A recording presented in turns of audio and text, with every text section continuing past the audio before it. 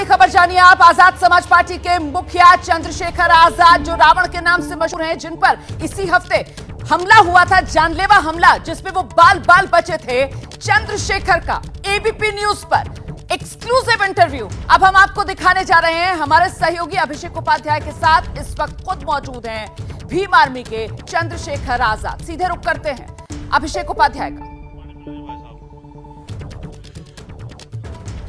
बिल्कुल रोमाना, मेरे साथ में आजाद समाज पार्टी के राष्ट्रीय अध्यक्ष चंद्रशेखर आजाद मौजूद हैं और आप एक तस्वीर देखिए, इनको गोली लगी है, घायल हुए हैं, उसके बाद भी सुबह उठ करके ही देखिए ये सब मिलने वाले लोग आए हुए हैं और दूर दूर से लोग आ रहे हैं, इनका हाल समाचार जान रहे हैं।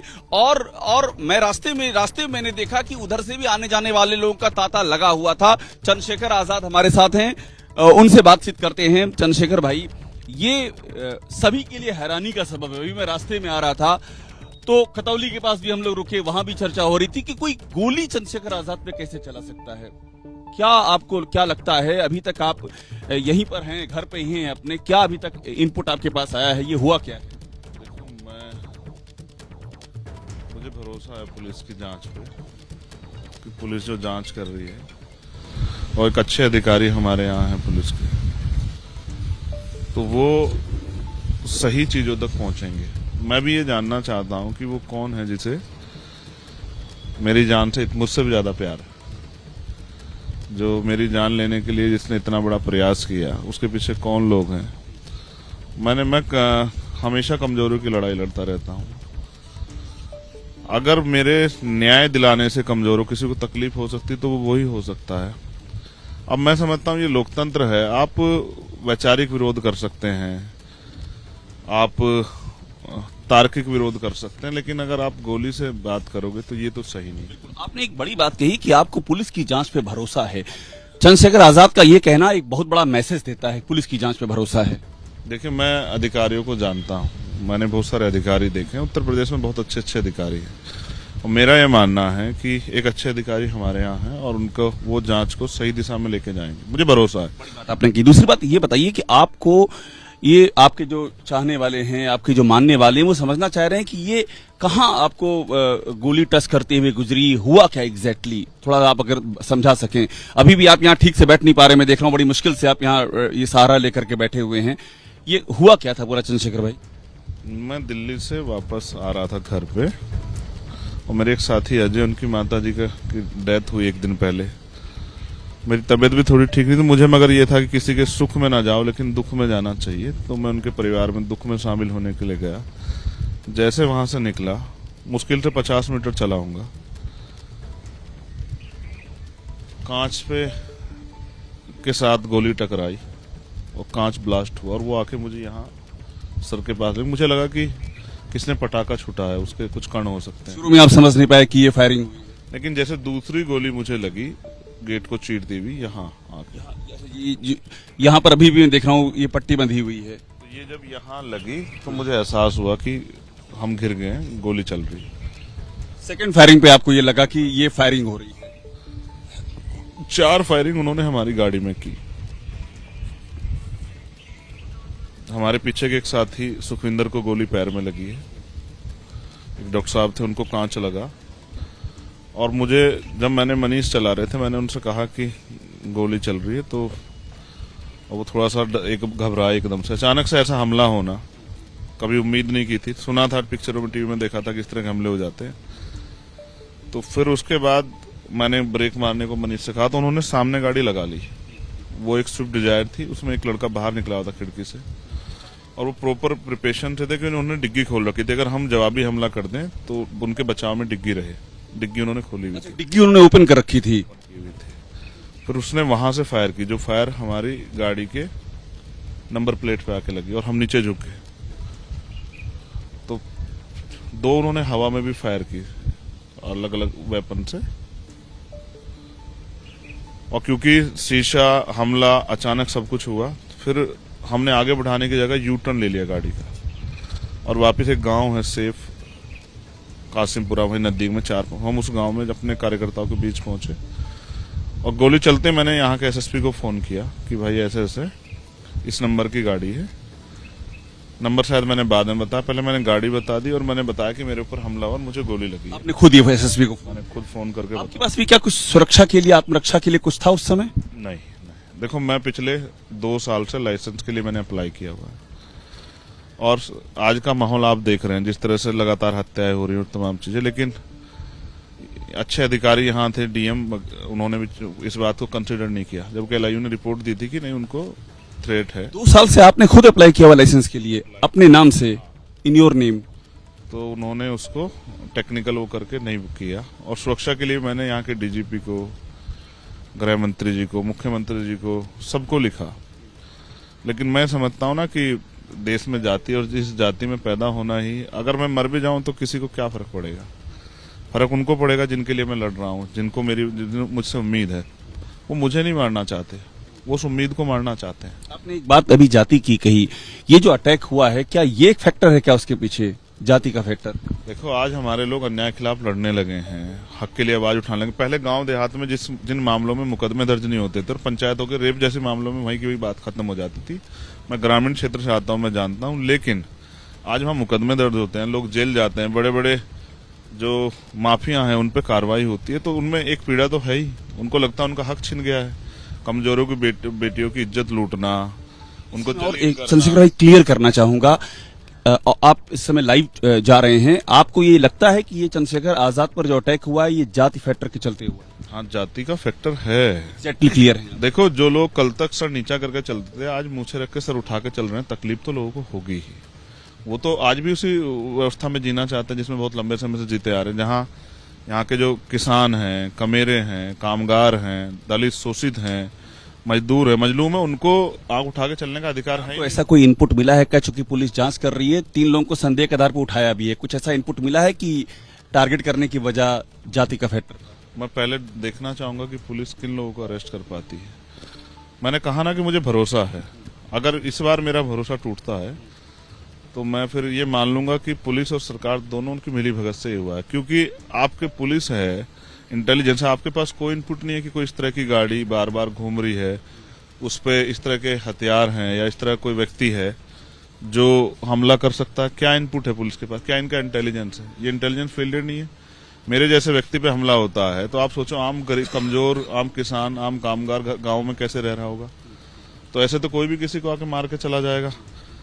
मेरा ये मानना है, मेरी हत्या के पीछे एकमात्र मकसद मुझे नजर आता है कि जो अन्याय के खिलाफ मैं लड़ता हूँ, उस लड़ाई को लोगों को पसंद नहीं आ रही है, और जो मैं एकता बनाने का प्रयास कर रहा हूँ, हर किसी की लड़ाई को, चाहे हमने पहलवानों की लड़ाई हो, या सम्राट मीर भोज जी का मामला हो, या किसानों कोई मामला भी नोएडा 30 में होके आया, तो जिस तरह से सभी लोगों पे, जैसे मैं एक घटना आपको याद दिलाता हूँ, आपकी जानकारी में नहीं होगा, आज आपके तो मेरे माध्यम से आपके दर्शक सुनेंगे। हमारे एक साथी थे राकेश पासवान, मैं उनके घर गया था, उनको 20 गोली मारी गई, अभी उनकी हत्या की गई इसी वजह से क्योंकि वो अन्याय के खिलाफ लड़ते थे, मेरे अच्छे छोटे भाई थे।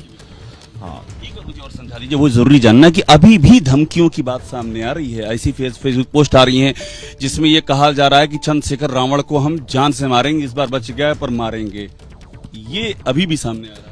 ये क्या लग रहा है? मेरे बड़े भाई बैठे हैं मेरे दाहिनी तरफ, हम संविधान को मानने वाले लोग, तो मैं इन धमकियों से नहीं डरता हूँ। जिस दिन मौत आएगी किसी पे रुकेगी नहीं, और जब तक नहीं आती मैं जाऊंगा नहीं। आज की तारीख में आपके पास कोई सिक्योरिटी है क्या? मैं आपसे जब बात कर रहा हूँ, मैं आपके घर पे हूँ, कोई सिक्योरिटी का? यहाँ की जिले की फोर्स पुलिस ने, जिले के अधिकारियों ने 4-5 सुरक्षा कर्मियों की व्यवस्था की है। हाँ, अभी के लिए नए अग्रिम आदेश से पहले, वो भी इसलिए क्योंकि हमारे लीडर्स जो हैं उनकी ये मांग थी कि जब तक गिरफ्तार ना हो जाए, कम से कम तब तक तो आप इस तरह का वो करो, क्योंकि और तो ज्यादा उम्मीदें नहीं है। आपको इस बात का अंदेशा है कि आगे भी टारगेट किया जा सकता है आपको? मैं अंदेशों पे नहीं जीता हूँ, मुझे ये पता है कि जब तक कुदरत ने जिसने मुझे जिंदगी दी है, जब तक वो मुझसे जो काम लेना चाहती है पूरा नहीं होगा, तब तक मैं कहीं नहीं जाऊंगा। थोड़ा पॉलिटिकल बात भी कर लें, विपक्ष के इतने नेताओं ने आपके लिए आवाज उठाई, अखिलेश यादव ने उठाई, कम्युनिस्ट पार्टियों से उठी, दूसरी और पार्टियों से उठी, ये हर कोई पूछ रहा है कि बहन मायावती जी की ओर से आवाज नहीं उठी। ये एक सवाल, एक यक्ष प्रश्न सा बन गया है। देखो, जो मुझसे प्यार करते हैं, जैसे जयंत भाई ने मुझे फोन करके मेरे हालचाल पूछे, जैसे अखिलेश भैया ने पूछे, राहुल भैया ने पूछे, अखिलेश जी का फोन आया था क्या? हाँ, सभी के फोन आए। राहुल गांधी का? हाँ, सबके फोन आए, सबने पूछा। बड़ी बात आप कह रहे हैं, राहुल गांधी का भी फोन आया, अखिलेश यादव का फोन आया और जयंत चौधरी का भी फोन आया। देखो, वैचारिक मतभेद हो सकते हैं, हमारे अलग अलग पार्टियां हो सकती हैं, लेकिन आज सब में ये वो है, जैसे किसी के साथ भी अन्याय हो रहा है या गलत हो रहा है तो विपक्ष मिलकर आवाज उठाता है। वो भी जानते हैं कि मैं हक की लड़ाई लड़ रहा हूँ, तो उन्होंने सबने मेरे हालचाल भी जाने और ये मुझे आश्वस्त भी किया हम लोग साथ हैं। पर बहन मायावती जी का फोन नहीं है, आपके पास कोई ट्वीट भी नहीं आया, ये सवाल उठ रहा है। कुछ लोग बात करके आशीर्वाद देते हैं, कुछ लोग बिना बात करे आशीर्वाद देते हैं। अच्छा, आशीर्वाद दिया उन्होंने, ये मानते हैं आप उनकी चुप्पी में भी आशीर्वाद दी। आप इस बात को समझो, माँ का प्रेम जो होता है वो नेचुरल होता है, प्राकृतिक होता है, वो दिखता थोड़ा है मगर वो होता है। आप माँ समान कह रहे हैं बहन मायावती जी? नहीं, वो हमारी बड़ी है, उनको मुझसे बहुत प्यार है। मैं देखो, कुछ मजबूरियां उनकी हो सकती है, लेकिन सच ये है वो भी चाहती हैं। अच्छा, उनकी जिंदगी भी तो ऐसी रहेगी, उनके पास कितने हमले हुए, तमाम तरह की मुसीबतों का सामना उन्होंने किया। बहुत बड़ी बात है। आपके मन में उनके लिए कोई गिला, कोई शिकवा नहीं है, उल्टे आप कह रहे हैं कि वो माँ समान है। देखो, मैं तो ये देख रहा हूँ जो यहाँ लड़ रहा है उसको अन्याय का गुरनाम सिंह जी अभी जेल रह के आए। बहुत सारे हमारे साथी मुसीबतों का सामना करें, बहुत सारे कार्यकर्ताओं की हत्या होती है। मैं भी उनमें से एक कार्यकर्ता हूँ इस मिशन का। मैं तैयार हूँ हर कीमत चुकाने के लिए, लेकिन मैं इस अन्याय के खिलाफ जो लड़ाई है, गैर बराबरी के खिलाफ जो लड़ाई, मैं इससे पीछे नहीं हट सकता हूँ। मैं जब हरमिंदर साहिब जाता हूँ मत्था टेकने, तो वहाँ के जो हमारे जत्थेदार साहब, मैं उनसे भी यही कह के आता हूँ। उनसे मैं पूछता हूँ कि हमारे गुरुओं ने कैसा जीवन जिया, तो उन्होंने कहा कि आप सत्य के लिए लड़ते रहिए, आप कभी सत्य की राह मत छोड़िए, आप कमजोरों की आवाज बनिए, महापुरुषों का आशीर्वाद आप पे बना रहेगा। आज मैं जिंदा हूं तो इन लोगों की वजह से हूं। मेरी करोड़ों माएं, करोड़ों बहनें, मेरे सम्मानित बुजुर्ग, मेरे छोटे भाई मुझसे बहुत प्यार करते हैं। आप विश्वास करो, मुझे क्या, मेरे पास लोगों की कमी है? मुझे फोन नहीं आया, मुझसे नहीं कहा लोगों ने कि हम क्या करें बताया दे दीजिए। मैंने सबसे ही कहा। ये लोगों ने पूछा कि हम क्या करें, आदेश दीजिए, मतलब आक्रोश के तहत। बहुत आक्रोश है। यहाँ के अधिकारियों को पता है कि गांव-गांव में मोब इकट्ठा हो रहा था। अगर मैं शांति की अपील नहीं करता तो हो सकता है सहारनपुर में कुछ और हालात होते, देश में कुछ और हालात होते। मैं अपनी जिम्मेदारी को समझता हूं। आपने शांति की अपील की थी, मुझे अच्छी तरह ख्याल है, आपने शायद उस बेड से ही शांति की अपील आपने कर दी थी। अभी भी तकलीफ हो रही है मेरे ख्याल से? हाँ, सूजन है, जख्म तो है। आक्रोश इतना था कि ये हालात खराब हो सकते थे। जिसमें वो अपना भविष्य देखते हैं, जिससे वो अपना भाई मानते, उम्मीद देखते हैं, अगर आज उसकी जान को खतरा है तो उनको तकलीफ क्यों नहीं होगी? तो मगर मैंने अपील इसलिए की क्योंकि मैं संविधान के रास्ते चलना चाहता हूँ। हम लड़ेंगे। कल मैं भरतपुर जाऊंगा, एम्बुलेंस के जरिए जाऊंगा, मैं डरूंगा नहीं। कल आप फिर भरतपुर जा रहे हैं इस हालत में? हाँ, मैं डरूंगा नहीं, मैंने डरना सीखा ही नहीं है। मेरा नाम आजाद है। मैं मानता हूं, किस लिए जा रहे हैं? भरतपुर हमारा सम्मेलन है, हमारे लोगों ने बहुत मेहनत की है। आजाद समाज पार्टी सामाजिक न्याय सम्मेलन है, उसमें हमारे बहुत सारे सीनियर लोग भी आ रहे हैं। गुरनाम सिंह चिड़ू जी भाई है, मैं उनसे भी अपील करूंगा। किसानों के बड़े नेता वो भी आए। भैया से बात नहीं हुई, जैन जी से, उनको मैं बुलाता, क्योंकि पिछले कई दिनों से बहुत समस्याएं चल रही हैं। एम्बुलेंस से जाएंगे आप? हाँ, जाऊंगा, लेकिन जाऊंगा जरूर।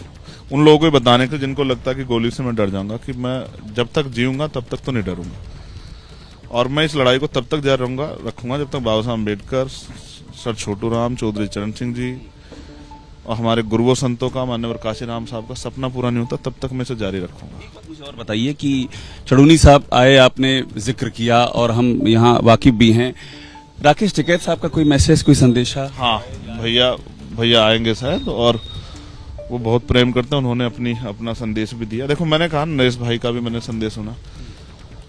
कोई ऐसा नहीं है जो मुझसे प्यार ना करता हो, जिसको मुझ में जो है मेरी पीड़ा से पीड़ा ना हो। आपके समर्थक ये भी कह रहे हैं कि महापंचायत होगी, अगर इसमें इंसाफ नहीं मिला, इसमें असली पकड़े नहीं गए जो इसमें गुनाहगार हैं, तो महापंचायत होगी बाकायदा। वो इस तरह की बातें भी सामने को समझाऊंगा कि हम पे संवैधानिक रास्ता है। महापंचायत का मतलब भी आंदोलन ही है। अगर आप सोचे, हमारे यहाँ कमिश्नर साहब, कुत्ता चोरी हुआ और 3-4 घंटे में कुत्ता बरामद हो गया। अगर आप इंसान बरामद नहीं कर पा रहे हो, गाड़ी है, उनके चेहरे भी 1-2 लोगों के दिखाई दे गए हैं, अगर फिर भी पुलिस नहीं कर रही है या कोई इसकी इंटेंशन ना करना चाहे, सरकार का दबाव, तो फिर मैं समझूंगा कि ठीक है, तो फिर अपने जरिए कोशिश करेंगे कि लड़ाई को, आंदोलन को मजबूत किया जाए।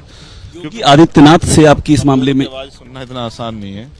उसकी आवाज सुनाने के लिए ना हमें बार बार सड़कों पर आना पड़े। ये ऐसी स्थिति है, कानून व्यवस्था ऐसी सरकार है जहां रेप होने पे भी धरना करो तब मुकदमा लिखाया था, हत्या होने पे भी धरना करो तब मुकदमा। चंद्रशेखर भाई, योगी आदित्यनाथ से इस सिलसिले में आपको, क्योंकि आपने जो लिखा है, पोस्ट लिखा सोशल मीडिया पर, और एक बार ये भी दिखाइएगा राजेश की अभी भी जो स्थितियां हैं इनकी, अभी भी बैठना बहुत ही मुश्किल हो रहा है क्योंकि अटैक हुआ है, बाकायदा फायर किया गया है। चंद्रशेखर, एक बात मुझे और बताइए, योगी आदित्यनाथ को लेकर के आपने जो लिखा, सोशल मीडिया में पढ़ा, क्या कुछ व्यक्तिगत नाराजगी है योगी आदित्यनाथ से आपकी?